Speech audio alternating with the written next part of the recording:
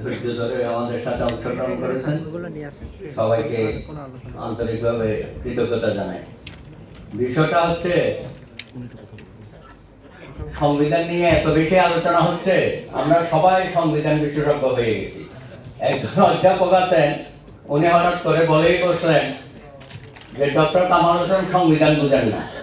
তাই রে কপাল, এত সংবিধান বিশেষজ্ঞ আমরা। শেষ পর্যন্ত অধ্যাপক আলী রেয়াজের নেতৃত্বে সংবিধান প্রণয়ন কমিটি না সংস্কার কমিটি কি একটা করেছেন তারা, এবং তারা ইতিমধ্যে আমাদের সংবিধানের অভাব হবে না। তা আমি খুঁজে আপনাকে বললাম যে মহিলা পরিষদ গণতান্ত্রিক আইনজীবী সমিতিকে দায়িত্ব দেন, তিনি সম্মতি দেবেন। সুতরাং এত সংস্কার, এত মানে কি হয়েছে আমাদের।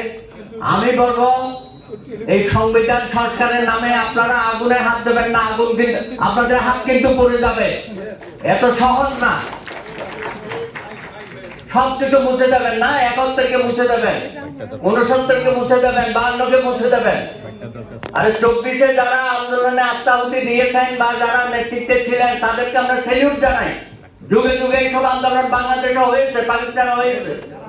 আমরা বলি 52-তে হয়েছে, 62-তে হয়েছে, 69-এ হয়েছে, 70-এ কি হয়েছে, 71-এ মহান মুক্তিযুদ্ধে অংশগ্রহণ করে নাই আমাদের তরুণ ছাত্র সমাজ, কৃষক শ্রমিক জনতা সবাই আত্মাহুতি দিয়েছে, 30 শহীদ হয়েছে, 90-এর গণ অভ্যুত্থানে দিয়েছে।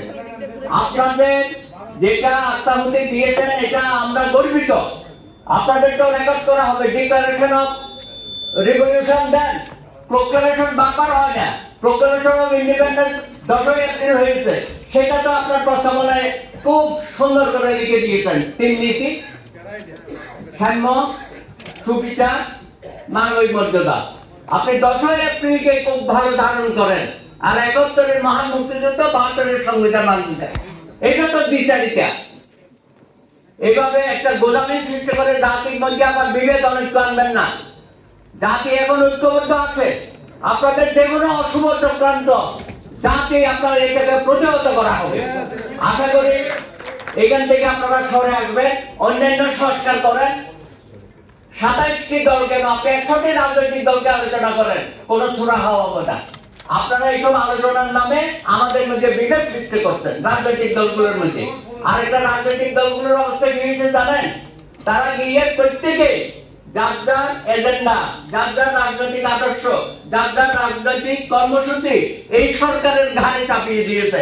অর্থাৎ ইউনিট সহজ করবে, জামাতে ইসলামীটাও ইউনিট করবে, নেজামী ইসলামেরটাও করবে, খেলাফত আন্দোলনেরটাও করবে। আমাদের বামপন্থী কিছু দল আছে, তারও রাষ্ট্র সংস্কারের নামে পুরা রাষ্ট্র ব্যবস্থা নাকি ভেঙে দিতে হবে, নতুন ব্যবস্থা, রাজনৈতিক ব্যবস্থা।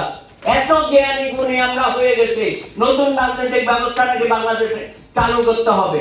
সুতরাং এখন ইউনুস সাহেব বুঝেন, 27টা দলকেও দিন দেখেছিলেন, এখানে দেখে একটা যাত্রার কথা বলা শুরু করেছে। দেশের কথা কেউ বলতেছে না।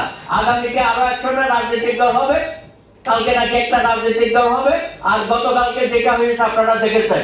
শুরুতে কি অবস্থা, এগুলো তো আমরা চাই না। এই যে হাতাহাতি, মারামারি, আবার আমাদের মেয়েদের উপর আক্রমণ করা হলো গতকাল মধুর ক্যান্টিনে। তারা নাকি ছাত্র শিবির ওখানে বসে নানান রকমের বক্তব্য তারা দিয়ে যাচ্ছে।